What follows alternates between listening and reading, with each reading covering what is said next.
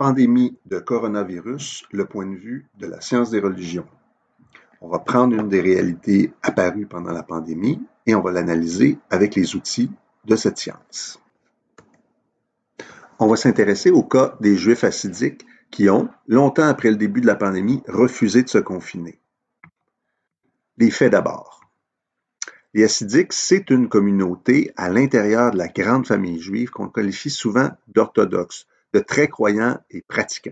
Dans toutes les villes où une communauté hassidique est installée, on a eu le même problème.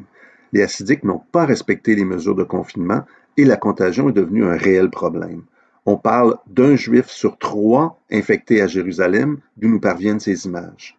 On estime à plus de 20% les membres de la communauté montréalaise et c'est énormément plus que dans la population en général.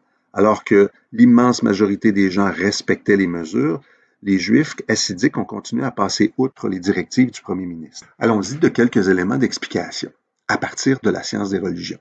Tout d'abord, on va parler des croyances, ensuite des pratiques, et finalement de la relation entre religion et société.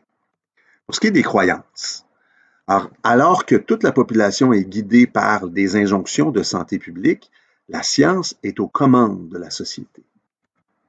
Dans les milieux où les gens sont très croyants et pratiquants, qu'on qualifie d'ultra-orthodoxes, la science ne peut pas servir de guide, ne peut pas passer devant la religion comme système d'explication. Dieu est tout-puissant, il veille sur nous et le rabbin nous le répète régulièrement. Pour plusieurs Québécois, athées ou agnostiques, c'est très difficile de comprendre cette dimension spirituelle.